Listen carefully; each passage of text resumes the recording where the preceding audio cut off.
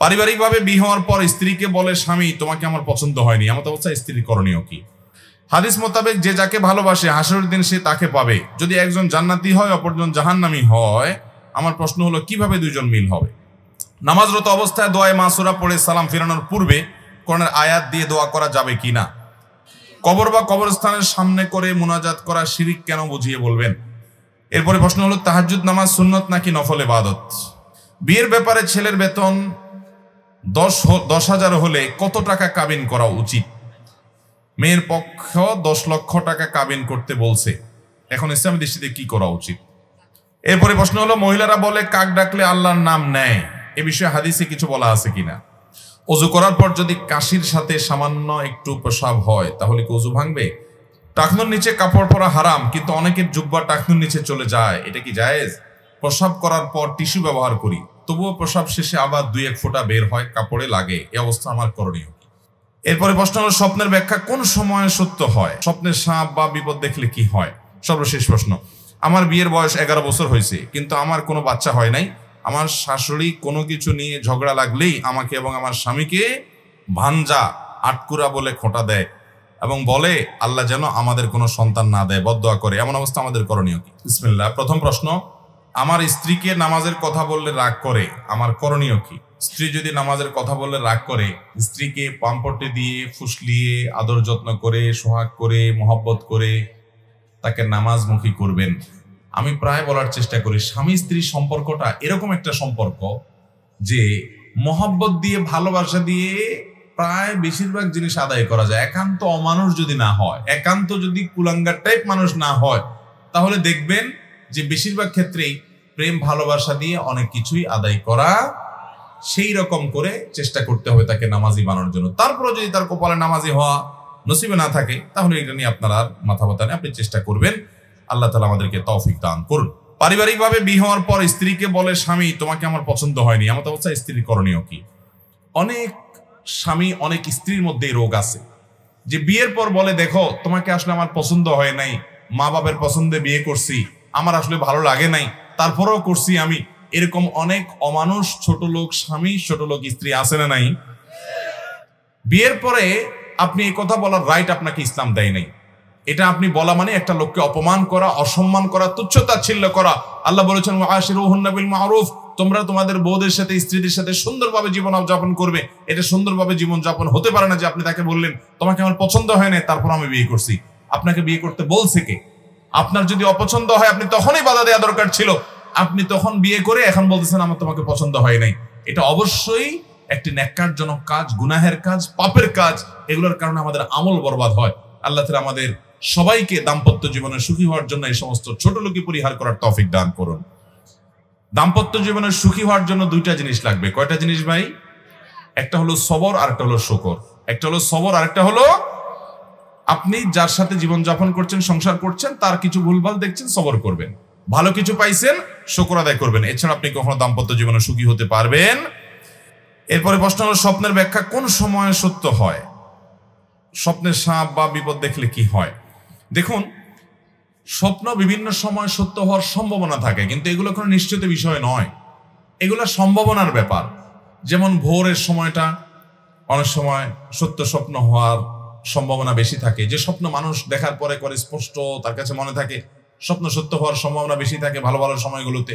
সাপ বা হিংস্র জীবজন্তু এগুলো অনেক সময় ব্ল্যাক ম্যাজিকের কারণে, কালো জাদুর কারণে আপনি যদি দেখেন যে সাপে দৌড়াচ্ছে, কোনো হিংস্র আপনার কোনো প্রাণী আপনাকে তাড়িয়ে বেড়াচ্ছে, তাহলে এগুলো বেশিরভাগ ক্ষেত্রে ব্ল্যাক ম্যাজিক এবং কালো জাদুর কারণে হয়ে থাকে।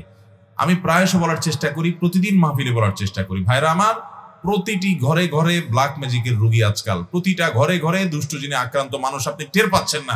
আপনার ছোট বাচ্চা 2 বছরের, ওর উপরে দুষ্ট জিন ভর করে আছে। আমরা বলি যে এত দুষ্টামি করে, এত মানে পাগলামো করে, সীমাহীন। আমি আমার ব্যক্তিগত অভিজ্ঞতা থেকে বলছি, আমার রিয়েলাইজ থেকে বলছি, এগুলোর বেশিরভাগই হলো শয়তানের উপদ্রব, দুষ্ট জিনের উপদ্রব এবং ব্ল্যাক ম্যাজিক। ঘরে ঘরে জনে জনে এই রোগের আক্রান্ত। এই রোগ থেকে বাঁচার জন্য কোরআন আঁকড়ে ধরার বিকল্প, ঘরে ঘরে কোরআন তেলাওয়াত চালু করে দেন, কোরআন তেলাওয়াত চালু করেন, নগদে আল্লাহর কুদরত দেখেন এবং এর কোনো বিকল্প নাই। এই জন্য স্বপ্নে এই সমস্ত বিষয় দেখা অনেক সময় ইন্ডিকেট থাকে, সব সময় না, অনেক সময় ইন্ডিকেট এবং আক্রমণ আপনার আলামত থাকে যে এর মাধ্যমে আপনি অনুমান করতে পারেন যে আপনার উপর ব্ল্যাক ম্যাজিক এবং কালো জাদু ভর করেছে। আজকাল দেখবেন আত্মীয় স্বজনরা অনেকে আপোষের তাবিজ করার জন্য অনেক কবিরাজের কাছে যায়, আছে না নাই?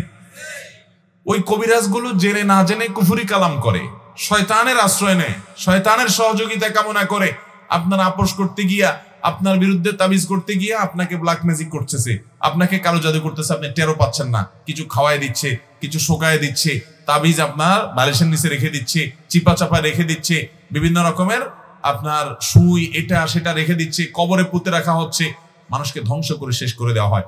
আমাদের দেশে এগুলো প্রচন্ড রকমের বাড়া বেড়েছে। অতি সম্প্রতি দেখবেন ফেসবুক ইত্যাদিতে বিভিন্ন কমেন্টে দেখবেন তান্ত্রিক অমুক কামরূপ কামাখ্যা থেকে প্রশিক্ষণ প্রাপ্ত, দেখছেন নি? হেনিতে আসেনি? হেনি কেন সারা দেশে আছে, শুধু ফেনি কেন, সব জায়গাতেই, ঢাকা শহরেও আছে, সব জায়গাতে আছে। এগুলো থেকে বাঁচার জন্য সকাল সন্ধ্যার দোয়া কখনো ছাড়বেন। সব দোয়া পড়তে না পারেন অন্তত রক্ষা কবচ দোয়াগুলো পড়বেন। 3 কুল, হাসবি আল্লাহু লা ইলাহা ইল্লাহু, বিসমিল্লাহিল্লাযী লা ইয়াদুররু মা ইসমিহি, এগুলো কোন অবস্থাতে ছাড়বেন। খবরদার, ঘরে ঘরে শুরু হয়ে গেছে। আল্লাহ তাআলা আমাদেরকে বেঁচে থাকার তৌফিক দান করুন। প্রসাব করার পর টিস্যু ব্যবহার করি, তবুও প্রসাব শেষে আবার 2-1 ফোঁটা বের হয়, কাপড়ে লাগে, এই অবস্থা আমার করণীয়? অনেকেরই এই রোগটা আছে ভাই, পেশাব করার পর 1 ফোঁটা 2 ফোঁটা অনেকক্ষণ পরে বের হয়। যদি 1 ফোঁটা 2 ফোঁটাও বের হয় তারপরে ওযু ভেঙে যাবে, আর কাপড় লাগলে কাপড় নাপাক হবে। এজন্য প্রথমত আপনার এই পেশাবের ফোঁটা বন্ধ হওয়া পর্যন্ত আপনাকে অপেক্ষা করতে হবে, এবং এটা বন্ধ হওয়ার পর আপনি পবিত্র হয়ে নামাজ পড়তে যাবেন। তার জন্য যতটুকু সময় লাগে নিবেন। আবার অনেকের আছে অহেতুক সন্দেহ, পেশাবের ফোঁটা বাহির হোক বা না হোক, তার মনে হয় বাহির হয়েছে, ঘন ঘন চেক করতে হয়, আছে না নাই? তো এইটা হলো রোগ, এই রোগকে পাত্তা দেওয়া যাবে না।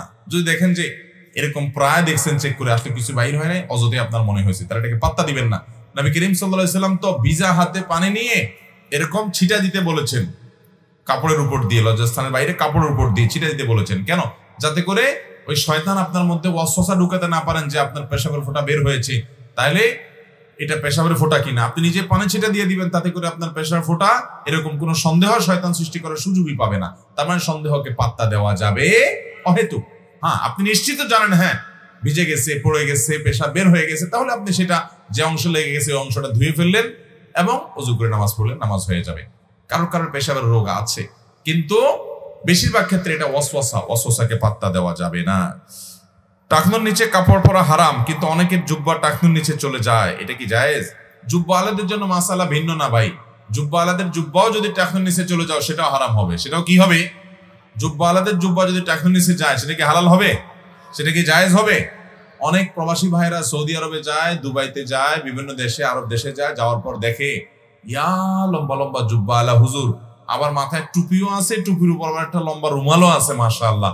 এই লোক টাকনুর নিচে পায়জামাতে পড়তেছে, জুব্বা তো পড়তেছে, আবার দেখা যায় যে আপনার 3 আঙ্গুলের একটা সিগারেটও ধরে টানতেছে, আছে না নাই?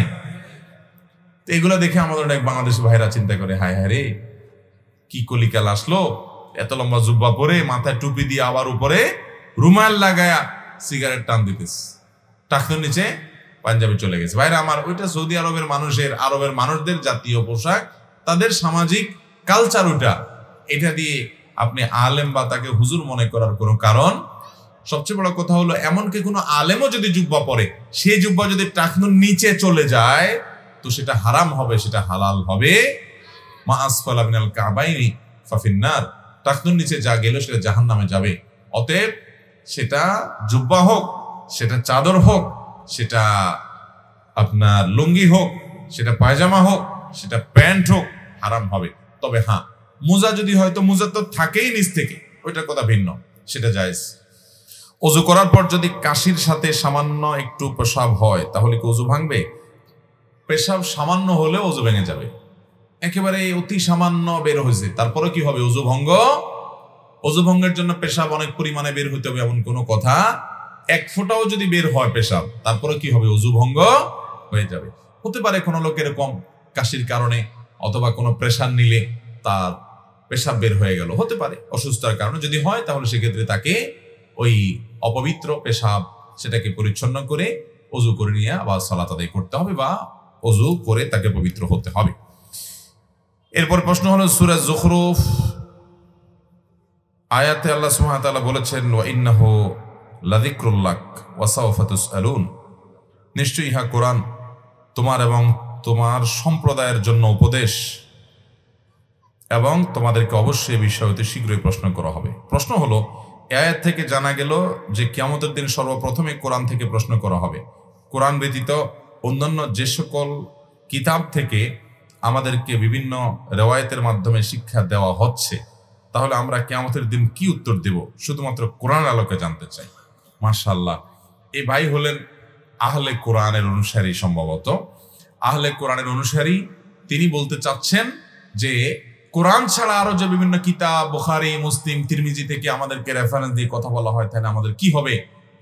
কিয়ামতের দিন নাকি সর্বপ্রথম আল্লাহ জিজ্ঞেস করবেন, অথচ আয়াতে সর্বপ্রথম আর সর্বশেষে কোনো কথা বলা হয় নাই। উনি যদি এটা বুঝলেন, ভাইরা আমার, আমরা নবী করিম সাল্লাল্লাহু আলাইহি সাল্লামের হাদিস অনুযায়ী আমল করি, সেটা কোরআনেই আল্লাহ তাআলা আমাদেরকে আমল করতে বলেছেন। আল্লাহ বলেছেন মা আতাকুমুর রাসূলু ফাখুযুহু ওয়া মা নাহাকুম আনহু ফান্তাহু, তোমাদেরকে রাসূল যা দিয়েছেন সেটাকে আঁকড়ে ধরো। আল্লাহ কোরআনে বলেছেন আতিউল্লাহ ওয়া আতিউর, তোমরা আল্লাহর আনুগত্য করো এবং রাসূলের। কোরআনের যত জায়গায় আল্লাহ তার আনুগত্যের কথা বলেছেন, সব জায়গায় রাসূলের আনুগত্যের কথাও বলেছেন। সুবহানাল্লাহ। এখান থেকে বোঝা গেল যে নবী করিম সাল্লাল্লাহু আলাইহি সাল্লামের আদেশ নিষেধ মানাটা সেটা কোরআনেরই নির্দেশ। এবং কোরআনে কারীম আল্লাহ বলেছেন, হে রাসূল, আপনার প্রতি এই জিকির, এই কোরআন নাজিল করা হয়েছে লিতুবাইয়িনা লাহুম মা নুযিলা ইলাইহিম, যেন মানুষদের সামনে আপনার কাছে যা নাজিল হয়েছে সেটা যেন আপনি ব্যাখ্যা করে দিতে পারেন। এই জন্য কোরআনের ব্যাখ্যা নবী সাল্লাল্লাহু আলাইহি সাল্লামকে করার দায়িত্ব আল্লাহ তাআলা দিয়েছেন। সেটা যদি কেউ না মানে, তাহলে কোরআনকে অস্বীকার করা হবে। ঠিক না ঠিক? ভাইরা আমার, কোরআনে কারীমে আল্লাহ তাআলা বলেছেন যে মাইয়ুতি'আর রাসূল ফাকাদ আতা আল্লাহ, নাকি আয়াতটা কি? মাইয়ুতি'আর রাসূল ফাকাদ, যে ব্যক্তি রাসূলের আনুগত্য করবে সে আল্লাহর আনুগত্য করলো। সুবহানাল্লাহ। তাহলে আল্লাহ তাআলা নিজে সার্টিফিকেট দিচ্ছেন, নবী সাল্লাল্লাহু আলাইহি ওয়াসাল্লাম আনুগত্য করলে সেটা কার আনুগত্য হবে? আল্লাহর আনুগত্য হবে। আমাদের বিভিন্ন এলাকাতে অনেক ভাই বের হয়েছেন, তারা বলে এই কোরআন দিয়ে আমি চলবো, হাদিস মানার দরকার নাই। কোরআন দিয়ে নামাজ পড়া তো দূরের কথা, আজানও দিতে পারবে না। আছে কোরআনের বিবরণ, ওযুটাও ভালো করে ক্লিয়ারলি কোরআন থেকে বের করতে পারবে না। কারণ কোরআন হলো পাইকারি কথা বলার জায়গা। আল্লাহ তাআলা কোরআন শুধু দেন নাই, যে আল্লাহ তাআলা কোরআন দিয়েছেন, কোরআন ব্যাখ্যা করার জন্য রাসূলও দিয়েছেন। আপনি কিতাবুল্লাহ নিবেন, রিজালুল্লাহ নিবেন না। কিতাব নিবেন কিন্তু আল্লাহ রাসূলেরটা নিবেন না, আপনি কখনো মুসলমান হতে পারবেন? পরিষ্কার ভাবে বলে রাখি, যে সমস্ত ভাইরা বিভ্রান্তিতে আছেন, আমি শপথ করে বলতে পারি আমার শপথ ভঙ্গ হবে না। এগুলো সবগুলো ইহুদি খ্রিস্টানদের ষড়যন্ত্র। মুসলমানদেরকে ইসলাম থেকে বিচ্যুত করবার জন্য হাদিস থেকে সরায় কোরআনে নিয়ে আসে। কারণ শুধু কোরআনে সে হাতায় কিচ্ছু পাবে না, একটা সময় সে বেঈমান হয়ে যাবে। এই ভয়ঙ্কর ষড়যন্ত্র থেকে আল্লাহ আমাদেরকে বেঁচে থাকার তৌফিক দান করুন। এরপরে প্রশ্ন হলো, মহিলারা বলে কাক ডাকলে আল্লাহর নাম নেয়, এ বিষয়ে হাদিসে কিছু বলা আছে কিনা? কাক কেন? যত সৃষ্টি আল্লাহ তাআলার আছে, আল্লাহ কোরআনে বলেছেন ইমিন শাইইন ইল্লা ইউসাব্বিহু বিহামদি ওয়া ইমিন শাইইন ইল্লা ইউসাব্বিহু বিহামদি। পৃথিবীতে এমন কিছু নাই, সৃষ্টি জগতে এমন কিছু নাই যে আল্লাহ তাসবিহ বর্ণনা করে না। ওয়ালাকিল্লা তাফকাহুনা তাসবিহাহুম, কিন্তু তোমরা তাদের তাসবিহ বুঝো না। একটা গাছ তাসবিহ পেশ করে, একটা মোরগ তাসবিহ পেশ করে, একটা কাক তাসবিহ পেশ করে, একটা গরু, ছাগল, যে কোনো প্রাণী, এমন কি আপনার পাথর, আপনি এমনকি আপনার নিষ্প্রাণ যে সমস্ত সৃষ্টি আছে সবগুলো আল্লাহ তাসবিহ পেশ করে, আল্লাহর পবিত্রতা জ্ঞাপন করে। তার পবিত্রতা জ্ঞাপনের ভাষা কি এটা আমরা বুঝি না। আল্লাহ তাআলা কোরআনে বলেছেন, এজন্য কাক কেন, সব পশু পাখি আল্লাহর তাসবিহ পালন করে। কিন্তু তাই বলে আমি না বুঝে আন্দাজে ব্যাখ্যা করব না। অনেকে দেখবেন বলে যে মুরগি বলে কুকুরু কুক, আসলে সে বলে আল্লাহু আল্লাহ। এইরকম আজগুবি কথা বলা যাবে না যে মুরগি কেন কি জিকির করতেছে, না আসলে সে ডাক দিচ্ছে। ওর তাসবিহর ধরন কি, কখন সে তাসবিহ আমি তো জানি না। আমি মন গড়া মন্তব্য বা এরকম হাস্যকর কোনো কমেন্টস করতে যাব না। তবে বিশ্বাস থাকবে যে প্রত্যেকটা প্রাণী, প্রতিটা সৃষ্টি আল্লাহর তাসবিহ নিবেদন করে, তার তাসবিহর ভাষা সে বুঝে এবং আল্লাহ রাব্বুল আলামিন জানে, আমরা জানি না। এই বিশ্বাস আমাদের থাকবে। বিয়ের ব্যাপারে ছেলের বেতন 10,000 হলে কত টাকা কাবিন করা উচিত? মেয়ের পক্ষ 10 লক্ষ টাকা কাবিন করতে বলছে, এখন ইসলামী দৃষ্টিতে কি করা উচিত? ভাইরা আমার, এটা আমাদের দেশে একটা বড় রোগে পরিণত হয়েছে, মহামারীতে পরিণত হয়েছে। ব্যাপার কি? সব নারায় তাকবীর শুরু করছে কেন ভাই? বিপদে আছেন সব? মেয়ের বাবা যারা আছেন ভালো করে শুনে রাখেন, খুব সিরিয়াস কথা। আমি বিভিন্ন সময় বলার চেষ্টা করি, বিয়ে বরকতপূর্ণ হওয়ার জন্য 3টি পূর্ব শর্ত আছে। কোরআন এবং হাদিস ঘাঁটলে, আমাদের বর্তমান অবস্থাকে রিয়েলাইজ করলে, গবেষণা করলে প্রতীয়মান হয় যে 3টি বিষয় আছে, যে বিষয়গুলো থাকলে বিবাহ বরকতময় হবে। আমি সবসময় বলার চেষ্টা করি, ভালো করে শুনে রাখেন, মহরের পরিমাণ বেশি করার মধ্যে বিয়েতে কোনো বরকত তো নিহিত থাকেই না, কল্যাণ তো থাকেই না, বরং উল্টাটা। নবী করিম সাল্লাল্লাহু আলাইহি সাল্লাম থেকে যে সমস্ত হাদিস বর্ণিত হয়েছে সেগুলো যদি আপনি সামনে রাখেন, একটা হাদিস আছে, ইন্না আযমান নিকাহি বারাকাতান আইসারুহা মাউনা, সবচেয়ে বরকতময় বিয়ে হলো সেই বিয়ে যে বিয়েতে মোহরের পরিমাণ সবচেয়ে সহনীয় থাকে, কম থাকে। তাহলে 10 লাখ 20 লাখ টাকা মোহর হলে সে বিয়ে বরকতময় হবে? হ্যাঁ, ছেলে যদি ওরকম সামর্থ্যবান হয় তাহলে 10 লাখ কেন 10 কোটি টাকাও দিতে পারে, সেটা তো ভিন্ন বিষয়, তার সামর্থ্য অনুযায়ী সে দিবে। এই জন্য সাহাবীরা বলতেন যে মেয়ের বিয়েতে মোহর বেশি হয় যদি গর্বের বিষয় হতো, তো মুহাম্মদ সাল্লাল্লাহু আলাইহি সাল্লামের মেয়েদের বিয়েতে অনেক মোটা অঙ্কের মোহর ধরা হতো।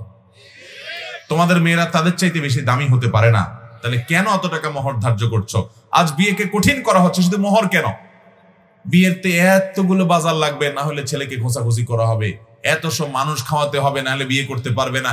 বিয়ে মানে একটা মহা কঠিন কাজ, ঠিক না? ঠিক। শুধু আমাদের দেশে না, গোটা পৃথিবী আজ এই দোষে দোষী হয়ে গেছে। আপনি মধ্যপ্রাচ্যে চলে যান, সৌদি আরব, কুয়েত, কাতার, এই সমস্ত দেশের মানুষের অনেক ভালো গুণ আছে, কিন্তু একটা বাজে গুণ হলো যে তারাও তাদের মেয়েদের বিয়ের ব্যাপারে মোটা মোটা অঙ্কের মোহর হাইকে বসে থাকে। 50,000, 60,000 রিয়াল, 1 লক্ষ রিয়াল মোহর ধরে বসে থাকে। এবং আরবের কোন কোন দেশে তো পারলে ভাবখানা এমন যে পুরো মেয়ের মাথাতে পা পর্যন্ত স্বর্ণ দিয়ে ঢেকে দিতে হবে, তার আগে বিয়ে করতে পারবে না। এই জন্য মিডিল ইস্টে দেখা যায় ছেলেগুলো সব বুড়ো বুড়ো হয়ে যাচ্ছে, বয়স্ক হয়ে যাচ্ছে, বিয়ে করতে পারে না। আছে না নাই? মধ্যপ্রাচ্যে যারা আছেন তারা জানেন, আমি ছিলাম, আমি জানি যে সেখানে বুড়ো বুড়ো হয়ে যাচ্ছে ছেলেরা, বিয়ে করতে পারে না, কারণ বিয়ে করতে এতগুলো টাকা লাগে, 1 বস্তা টাকা লাগে। অনেক বুড়া আছে, তার পয়সা কড়ি আছে, সে বিয়ে করতেছে একটার পর একটা, ভালো শরীর জায়েজ করছে, সে করতেই পারে, তার রাইট আছে। কিন্তু অনেক ছেলে ফেলে আছে সারা জীবন কামাইতে কামাইতে সে বিয়ে করতে পারে না। বিয়ে যত কঠিন হবে জেনা তত, বিয়ে যত কঠিন হবে জেনা তত, আর জেনা যত সহজ হবে সমাজে, মেয়ের বাবারা এই দায় থেকে তারা এড়াতে পারবেন, ছেলের বাবারাও এড়াতে পারবেন না, কারণ তারা ছেলেকে বিয়ে দিচ্ছেন না পায়ে দাঁড়ানোর নাম করে। বাবারা বিয়েকে সহজ করেন। আমরা আমাদের কথা যদি বলি, ভাই আপনার বিয়ের মোহর কত ছিল? হ্যাঁ, 1.5 লাখ তো অনেক টাকা ছিল। কবে বিয়ে করছেন আপনি? কত বছর হয়েছে? 10 বছর আগে 1.5 লাখ টাকা বেশি হয়েছে। আপনার শ্বশুরও বেশি করছে আপনার বিয়ে। দিছেন না? দিছেন না? কাটাকাটি বেশি দিছেন আরো, মাশাআল্লাহ। দেখছেন হুজুররা সব মোহর দেয় ভাই। আমার বিয়েতে মোহর ছিল সম্ভবত 25,000 না 35,000। জি, ও আমার বিয়ে অনেক আগে, আমার বিয়ে 17-18 বছর হয়ে গেছে। যাই হোক, কেমনে বেশি ভাই?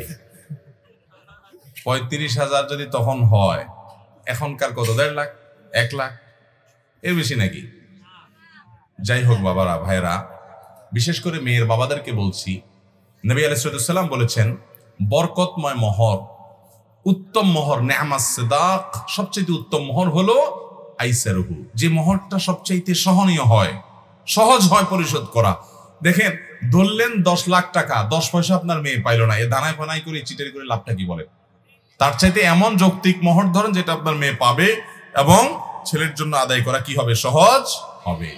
আমি বিভিন্ন জায়গায় বলি, যদি অনেক বেশি মোহর ধরে ফেলছে, আগে কিছু বলতে পারেন নাই, তাহলে এখন স্ত্রী বরাবর দরখাস্ত লিখবেন, বরাবর মোহতারামা স্ত্রী, বিষয় মোহর কমিয়ে দেওয়ার আবেদনপত্র যথাবিহিত সম্মান প্রদর্শন পূর্বক নিবেদন, এই যে আমি আপনার হতভাগা স্বামী, আমার বিয়ের সময় এত মোটা অঙ্কে মোহর ধরা হইয়াছিল, আমি ইহা কোনোভাবেই আদায় করিতে সক্ষম নই, বিধায় আপনি অনুগ্রহ করে আমার মোহর কমাইয়া দিয়া বা কিস্তিতে পরিশোধ করবার সুযোগ দিয়া বাধিত করিবেন।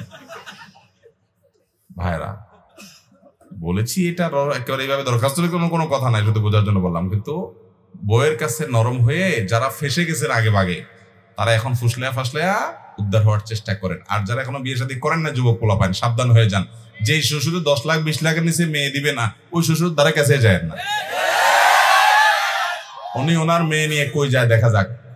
মনে রাখবেন, মনে রাখবেন, টাকা পয়সা কখনো সংসার টেকাতে পারে। আমাদের বাপ চাচারা যারা ছিলেন, মুরব্বীরা যারা অনেক সিনিয়র বয়সে, যাদের বয়স 60-এর উপরে, 55-এর উপরে, 65 এরকম, এই লোকগুলোর খোঁজ খবর নিয়ে দেখেন মোহর 10 টাকা ছিল, 20 টাকা ছিল, 50 টাকা ছিল, 100 টাকা ছিল। আপনি বলবেন তখনকার 100 টাকা অনেক টাকা, ঠিক আছে বুঝলাম অনেক টাকা, তাই বলে তখনকার 100 টাকা এখনকার 30 লাখ টাকা তো না, এত বেশ কম তো না। তো ওই 100 টাকার বিয়ে যা দেখেন 60 বছর 50 বছর টিকছে, 40 বছর টিকছে, আছে না নাই?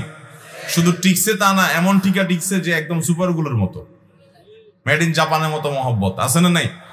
আর যুবকরা এখন, মেয়ের বাপরা 20 লাখ 30 লাখ 40 লাখ মোহর ধরে, ওই ছেলের পেটে পাড়া দিলে 10,000 টাকা বাইর হবে না, কিন্তু মোহর ধরে কত?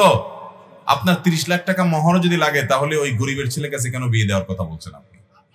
আপনার সেখানে যাওয়া উচিত না, সব ডাকায়, ঠিকই বলছে। ভাইরা আমার, এই কাজটা করবেন না। এখন বিয়ে ঘরে ঘরে ভেঙে যাচ্ছে, ঠিক না বেঠিক?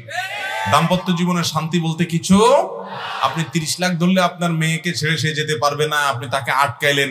এই বিয়ের মোহরটা এরকম ফালতু উদ্দেশ্যে আল্লাহ তাআলা নির্ধারণ করেন নাই, বরং বিয়ের মোহরটা স্ত্রীর প্রাপ্য, যতটুকু সে দিতে পারবে ততটুকু ধার্য করবেন এবং পুরোটা দিয়ে দিবেন।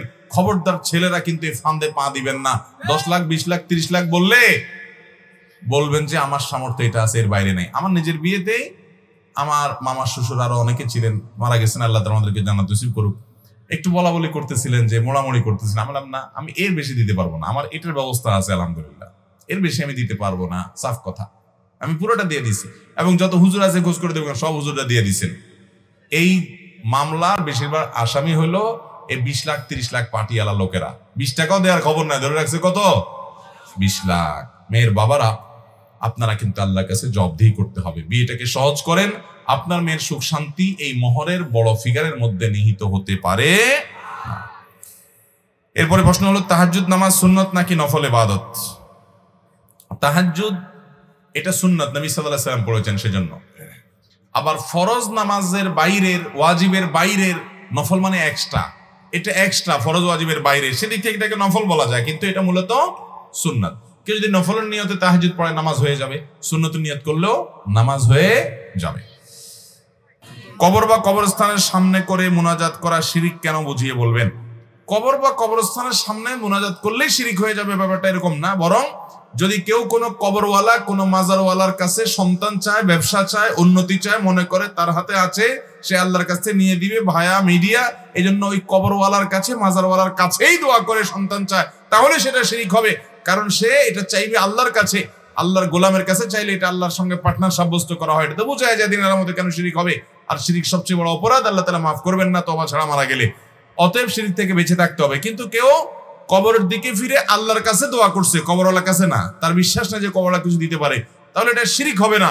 কিন্তু এটা, এই দোয়ার পদ্ধতিটা গলত এবং ত্রুটিপূর্ণ, এটা দোয়ার পদ্ধতি নয়।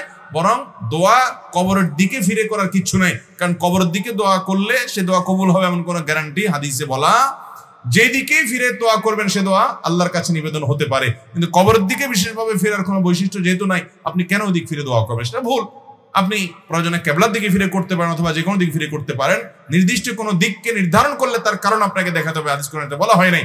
অতএব কবরের দিকে ফিরে, যদিও সে কবরে শায়িত লোকটা কোনো আল্লাহর নেককার বান্দাও হন, তারপরে তার দিকে ফিরেই দোয়া করলে দোয়ার ফজিলত আছে, এরকম কোনো কথা কোরআন হাদিসে কোথাও সাহাবীরা নবী সাল্লাল্লাহু আলাইহি ওয়াসাল্লামের কবরে এসে দোয়া করছেন কবরের দিকে ফিরে, বা খোলাফায়ে রাশিদের কবরের কাছে গিয়ে অন্য সাহাবীরা কবর করে দোয়া করেছেন, এরকম কোনো হাদিস পাওয়া।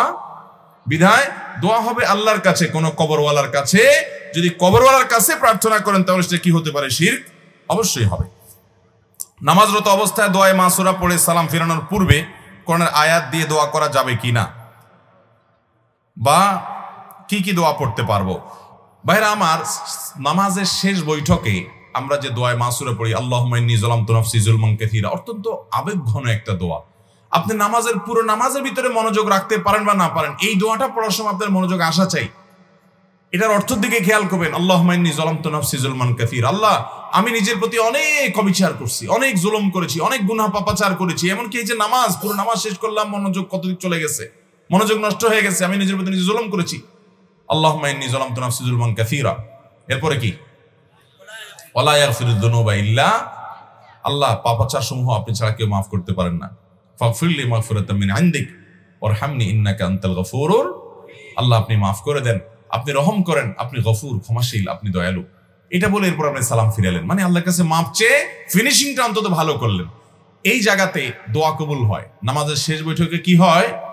নবী করিম সাল্লাল্লাহু আলাইহি ওয়াসাল্লাম বলেছেন, সুম্মা লিয়াতাখায়্যার মিনাদ দুআ মা শা, শেষ বৈঠকে দুরুদ, আত্তাহিয়াত দুরুদ পড়ার পর সে তার যে কোনো চাওয়া আল্লাহর কাছে নিবেদন করবে। অবশ্যই সেটা বর্ণিত কোরআন হাদিসে বর্ণিত দোয়া হতে হবে। এজন্য এটা দোয়া কবুলের জায়গা। এখানে দোয়ায়ে মাসুর বা হাদিস বর্ণিত দোয়া আপনি করতে পারেন। নবী করিম সাল্লাল্লাহু আলাইহি ওয়াসাল্লাম এখানে আল্লাহুম্মা ইন্নী যালামতু নাফসি যুলমান কাসীরা ছাড়া আরো একটা দোয়া পড়তেন প্রায়, সেটা হলো আল্লাহুম্মা ইন্নী আউযু বিকা মিন আযাবি জাহান্নাম ওয়া মিন আযাবিল কবর, আল্লাহ আমি জাহান্নাম থেকে এবং আযাব, কবরের আযাব থেকে পানা চাই। ওয়া আউযু বিকা মিন ফিতনাতিল মাহইয়া ওয়াল মামাত, জীবন এবং মরণের ফিতনা থেকে পানা চাই। ওয়া আউযু বিকা মিন শাররি ফিতনাতিল মাসিহিদ দাজ্জাল, দাজ্জালের ফিতনা থেকে পানা চাই। চারটা বিষয় থেকে পানা চাইতেন, জাহান্নাম, কবরের আযাব, জীবন মরণের ফিতনা এবং দাজ্জালের ফিতনা। আল্লাহ তাআলা আমাদেরকে এই দোয়াটা বিশেষ করে পড়ার তৌফিক দান করুন। মুখস্থ করে নেবেন এবং পড়বেন শেষ বৈঠকে। হাদিস মোতাবেক যে যাকে ভালোবাসে হাসরের দিন সে তাকে পাবে। যদি একজন জান্নাতি হয় অপরজন জাহান্নামী হয়, আমার প্রশ্ন হলো কিভাবে দুইজন মিল হবে? বাহ, ভালো প্রশ্ন। দেখুন, আলমার ও মাআমান আহাব, মানুষ যাকে ভালোবাসবে কিয়ামতের ময়দানে তার সাথে থাকবে, হাদিসে নবী সাল্লাল্লাহু আলাইহি ওয়াসাল্লাম বলেছেন। এর মানে হলো এই ভালোবাসা যখন আল্লাহর জন্য হবে, আল্লাহর জন্য হবে, আল্লাহকে খুশি করার জন্য হবে, তখন উভয় জান্নাতি হবেন, তখন দুইজন একজন আরেকজনের সাথে থাকবেন। আর যদি ভালোবাসাটা আল্লাহর জন্য না হয়, দুইজন আল্লাহওয়ালা না হয়, তাহলে সেক্ষেত্রে এই হাদিস প্রযোজ্য না। এই হাদিসের উদ্দেশ্যই হলো কোনো মানুষ যদি একে অন্যকে আল্লাহর জন্য ভালোবাসে, তার মানে দুইজনই নেককার, তাহলে তারা দুইজনেই জান্নাতে থাকবে পরস্পর পরস্পরের সাথে। কিন্তু আর এই ভালোবাসা যদি দুনিয়ার কারণে হয়, ধরুন একজন স্বামী স্ত্রীকে ভালোবাসছে, একজন মানুষ একজন মানুষকে ভালোবাসছে, এই ভালোবাসাটা দুনিয়ার কারণে, এই হাদিসে সেটা বোঝানো হয়নি। বোঝানো হয়েছে আল্লাহর খাতিরে যদি ভালোবাসা হয়, তাহলে সেক্ষেত্রে যাকে আল্লাহর খাতিরে ভালোবাসবে উভয় উভয়কে আল্লাহর জন্য ভালোবাসার জন্য জানাতে থাকবে। এই হাদিসের আগের বক্তব্যটা দেখেন, তাইলে পরিষ্কার হয়ে যাবে। একজন সাহাবী বলছেন, ইয়া রাসূলুল্লাহ, কিয়ামত কবে হবে? আমরা প্রায় সময় দেখেন না কিয়ামতের শনখন বাজে যে ইমাম মাহদী কয় বছর বাকি আছে হুজুর, শুরু করে না মানুষ জিজ্ঞেস করা, কয়দিন পর পরই পৌঁছায়। কয়দিন আগে বোধহয় এক সপ্তাহ আগে সময় টিভির একজন সাংবাদিক বলতেছে, হুজুর ভাই কিয়ামত আসলে কবে হবে, মানে তারিখ সনটা কবে? তো অনেকে এটা জানতে চায়। নবী করিম সাল্লাল্লাহু আলাইহি ওয়াসাল্লামের কাছে এরকম একজন সাহাবী বলছেন, ইয়া রাসূলুল্লাহ কিয়ামত ঠিক কবে হবে? ওনার হয়তো জানা ছিল না আয়াত আল্লাহ যে বলেছেন যে কিয়ামতের ইলম আল্লাহ ছাড়া কেউ কারোর কাছে নাই। আমরা তো জেনে শুনেও খোঁচাখুচি করি অহেতুকে সমস্ত বিষয়, গায়েবের বিষয়। যাই হোক, তো নবী করিম সাল্লাল্লাহু আলাইহি ওয়াসাল্লাম তাকে বললেন, মা যা আদাত লাহা, কিয়ামত কবে হবে এটা তুমি জানতে চাচ্ছ, কিয়ামতের জন্য তোমার প্রস্তুতিটা কি? উনি বললেন, ইয়া রাসূলুল্লাহ আসলে তো কিয়ামতের জন্য সেরকম কোনো প্রস্তুতি নাই। আমার যদি আজকে কিয়ামত আমি কি পেশ করবো আল্লাহর কাছে এরকম কিছু নাই, তবে আমি আপনাকে আল্লাহর জন্য ভালোবাসি, এই আমলটা আমার কাছে আছে। তখন নবীজি সাল্লাল্লাহু আলাইহি ওয়াসাল্লাম বলেছেন, আনতা মা'মান আহবাবত, তুমি যাকে ভালোবাসছো তুমি তার সাথে থাকবা। বর্ণনাকারী সাহাবী বলেন, আমরা নবীর মুখ থেকে কত হাদিসই তো শুনছি, কোন হাদিস শোনার পর আমরা এত খুশি হই নাই এই হাদিসটা শোনার পর যত খুশি হয়েছি। কারণ আমরা নবী সাল্লাল্লাহু আলাইহি ওয়াসাল্লামের মতো আমল করে তারপর যায় কখনো যেতে পারবো না, আবু বকরের মতো আমল করে তার সমান কখনো হতে পারবো না, ওমরের মতো আমল করে তার সমান কখনো হতে পারবো না, কিন্তু তাদেরকে ভালোবেসে কিয়ামতের দিন এবং জান্নাতে তাদের সাথে থাকা যাবে, এই কথা জানার পর আমরা খুশি হয়ে গেলাম যে তাদের সাথে থাকার একটা সুযোগ তৈরি হলো। আমরা সবচেয়ে ভালোবাসা নবীদেরকে, সাহাবায়ে কেরাম রিদওয়ানুল্লাহি তাআলা আলাইহিম আজমাইনদেরকে দেব তো ইনশাআল্লাহ। সমাজের প্রভাবশালী ব্যক্তিগণ বা ভাই যদি দুর্বল ব্যক্তির উপরে বা দুর্বল ভাইয়ের উপরে জুলুম ও অত্যাচার করে, তাদের পরিণতি কি হবে? তাদের পরিণতি হলো তারা মুফলিস হবে, ভিখারি হবে। ভিখারি বুঝেন? নবী সাল্লাল্লাহু আলাইহি ওয়াসাল্লাম বলেছেন, আতাদরুনা মানিল মুফলিস, তোমরা কি জানো সবচেয়ে অভাবী কে, ভিখারি কে? সাহাবীরা বলছেন, আল মুফলিসু ফিনা মান লা দিনারাহু ওয়া লা দিরহামা, আল্লাহর রাসূল যার টাকা পয়সা নেই আমরা তাকেই তো ভিখারি মনে করি। নবী সাল্লাল্লাহু আলাইহি ওয়াসাল্লাম বলেছেন, না সেটা না, টাকা পয়সা নাই এটা এমন কি আর হলো, এক সময় আসবে তার হাতে। কিন্তু আসল ভিখারি হলো যে দুনিয়া থেকে অনেক নেক আমল করে নিয়ে গেছে, আখিরাতে কিন্তু দুনিয়াতে মানুষের প্রতি বিভিন্ন জুলুম অত্যাচার অবিচার করছে, গালিগালাজ করেছে, ধমক দিয়েছে, অন্যায় করেছে, টাকা পয়সা মেরে খেয়েছে, ইজ্জত নষ্ট করেছে, গীবত শিকায়াত করেছে। মানুষের অর্থ নষ্ট করার কারণে কিয়ামতের ময়দানে তারা আমলে পাহাড় নিয়ে আসার পরও বহু পাওনাদার একত্র হবে, আল্লাহর কাছে বলবে আল্লাহ আমাকে গালি দিয়েছে, ধমক দিয়েছে, আমি কিছু বলতে পারি নাই, তখন তার ওই যে নেকামল গুলো করে গেছে সেখান থেকে সওয়াব দিয়ে দিয়ে পাওনাদার বিদায় করা হবে। একসময় তার সমস্ত আমল শেষ হবে, সওয়াব শেষ হবে, তখনও পাওনাদার বাকি আছে। এবার পাওনাদারদের পাপের বোঝা তাকে নিয়ে জাহান্নামে যেতে হবে। এ হলো আসল ভিখারি।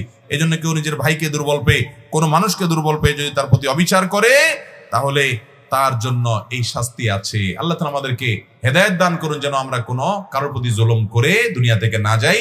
যদি অবিচার করে থাকি মাপ চেয়ে তারপরে যাব। সর্বশেষ প্রশ্ন, আমার বিয়ের বয়স 11 বছর হয়েছে, কিন্তু আমার কোনো বাচ্চা হয় নাই। আমার শাশুড়ি কোনো কিছু নিয়ে ঝগড়া লাগলেই আমাকে এবং আমার স্বামীকে ভাঞ্জা আটকুরা বলে খোঁটা দেয় এবং বলে আল্লাহ যেন আমাদের কোনো সন্তান না দেয়, বদদোয়া করে। এমন অবস্থা আমাদের করণীয় কি? ভালো করে শুনে রাখেন। অনেক এলাকাতে এটা আছে যে কারো ছেলে মেয়ে না হলে তাকে আটকুরা, ভাঞ্জা, এটা সেটা, আরো কি জানি বলে, এরকম বিভিন্ন কথা বলে। এটা, এই গালিটা কাদের গালি জানেন? কোরআনে আল্লাহ তাআলা উল্লেখ করেছেন কাদের গালি এটা? কাফেরদের গালি। এই গালিটা কাদের গালি? কাফেররা। কাফেররা এই গালিটা কাকে দিত? আমাদের প্রিয় নবী সাল্লাল্লাহু আলাইহি সাল্লামকে বলতো। কেন বলতো? কারণ ওনার কোনো ছেলে বেঁচে ছিল না। বলতো তুমি নির্বংশ, তোমার বংশ নাই, তুমি মরে গেলে তোমার কোনো ছেলে সন্তান নাই, বংশ কিভাবে টিকবে? বংশ চেরা ঘাড়ি কেন বাদ থেকে জ্বালাবে? নির্বংশ বলে গালি দিত আমাদের নবী সাল্লাল্লাহু আলাইহি সাল্লামকে। কারা? কাফেররা। আল্লাহ তাআলা সূরা ইন্না আতানাকা কাউসারের মধ্যে জবাব দিয়েছেন, ইন্না আতাইনাকাল কাউসার ফাসাল্লি লিরাব্বিকা ওয়ানহার ইন্না শানিআকা। যারা আপনাকে নির্বংশ বলছে, ওরা বরং নির্বংশ। ওদের নাম নেয়ার মতো, ওদের বংশে চেরাগ জ্বালানোর মতো লোক দুনিয়াতে পাওয়া যাবে না। আবু জাহাল, আবু লাহাবদের নাম নেয়ার মতো দুনিয়াতে মানুষ আছে? ওদের 14 গোষ্ঠীদের যদি গালিগালাজ করে সারা দুনিয়ার মানুষ, একটা মানুষের চোখের পানি ফেলানোর মতো আছে? আর নবী করিম সাল্লাল্লাহু আলাইহি সাল্লামকে আল্লাহ রাব্বুল আলামিন এইভাবে তাকে জিইয়ে রেখেছেন, টিকিয়ে রেখেছেন যে তার সম্পর্কে কোনো কটু কথা বললে হাজার হাজার মানুষের হৃদয় রক্তক্ষরণ হয়। তাহলে তোমাদের ছেলে মেয়ে থেকেও তোমাদের অস্তিত্ব পৃথিবীতে টিকে নাই, কিন্তু তার ছেলে না থেকেও শুধুমাত্র কন্যা সন্তান বেঁচে ছিলেন, ছেলেরা মারা গেছেন ছোট থাকতে, তারপর আল্লাহ তাআলা তাকে টিকিয়ে রেখেছেন। তাহলে কারো সন্তান না হলে, ছেলে না হলে, মেয়ে না হলে বা সন্তান না হলে তাকে আটকুরা বলা, ভাঞ্জা বলা, এটা বলা, সেটা বলা, বন্ধা বলা, নানা রকমের কটু কথা বলা, এটা কাফেরদের চরিত্র। কোন মুসলমান এটি করতে পারে? সন্তান না হওয়া কি কারোর হাতে? আল্লাহ কোরআনে বলেছেন আল্লাহ তাআলা যাকে ইচ্ছা তাকে কন্যা সন্তান দেন, যাকে ইচ্ছা তাকে পুত্র সন্তান দেন, যাকে ইচ্ছা দুইটাই দেন, যাকে ইচ্ছা কোনোটাই দেন না। ওয়াজআলু মান ইয়াশাউ আকিমা, যাকে ইচ্ছা তাকে আল্লাহ বন্ধা করেন। অতএব এটা সম্পূর্ণ আল্লাহর ফয়সালা। বিধায় এই ব্যাপারে কোনো কটু কথা বললে সে গুনাহগার হবে, কবিরা গুনাহ হবে। এই যে সূরা হুজরাতে আল্লাহ যে নিষেধ করেছেন সে নিষেধাজ্ঞা লঙ্ঘনকারী হবে। এরপরে প্রশ্ন হলো, আল্লাহ আপনার পিতা মাতার উপর রহম করুন। আমার প্রশ্ন হলো, নাসিরউদ্দিন আলবানী, বিন বাজ, ইবনে উসাইমিন ওনারা কি গ্রহণযোগ্য আলেম ছিলেন? ভাইরা আমার, আপনি 3 জন আলেমের নাম নিয়েছেন, কিন্তু তাদের নামটাকে এমন ভাবে নিয়েছেন মনে হয় আপনার খালাতো চাচাতো ভাই লাগে, দোস্ত দোস্ত একটা ভাব লাগে, এরকম একটা ভাব। নামের আগে কোনো পদবি উল্লেখ নাই, কোনো সম্মানসূচক কিছু উল্লেখ নাই, নামের পরে দোয়ামূলক কিছু নাই, অথচ 3 জন মানুষ দুনিয়া থেকে চলে গেছেন।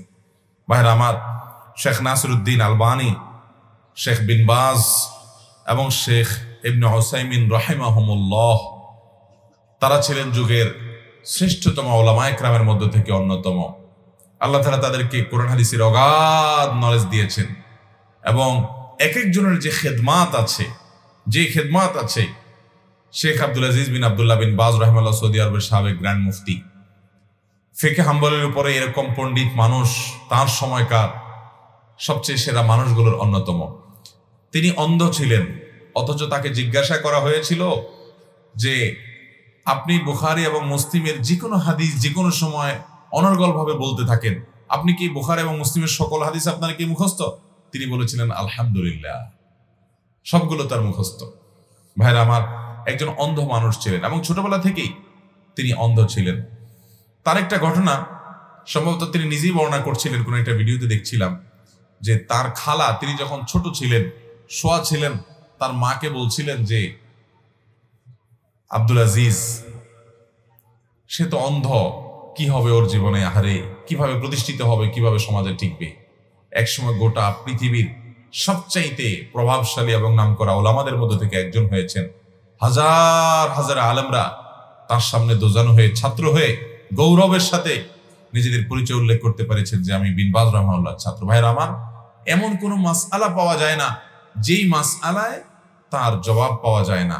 এবং কোরআন এবং হাদিস থেকে একজন অন্ধ মানুষ এত পরিমাণ নুসুসের হাফেজ, যেটা আপনি খুঁজে খুব বেশি একটা সারা দুনিয়াতে খুঁজে অনেক বেশি পাবেন না ভাইরা।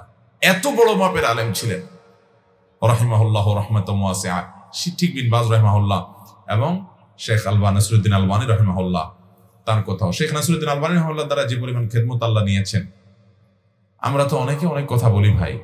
যত হাদিসের তাহকিক করে গেছেন তিনি আছেন, শেখ আহমদ শাকির রাহিমাহুল্লাহ আছেন, আরো অনেক উলামা ইকরাম আছেন দুনিয়াতে। যে তিনজনের নাম বলেছেন, আমরা বলতে চাই তারা যুগের শ্রেষ্ঠতম উলামা ইকরাম, আপন সময়ের শ্রেষ্ঠতম উলামাদের মধ্য থেকে তারা ছিলেন। আল্লাহ তাআলা তাদের ভুল ত্রুটি মাফ করে তাদেরকে জান্নাতুল ফেরদাউসের আলা মাকাম দান করুন, বলুন আমিন।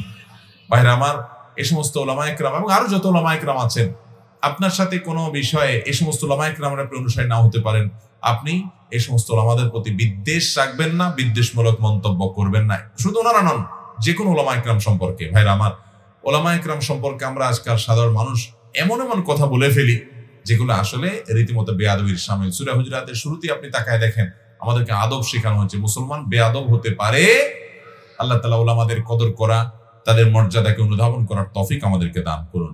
আমি কোনো আলেমকে অনুসরণ না করতে পারি, কিন্তু শ্রদ্ধার কোনো ঘাটতি হতে পারে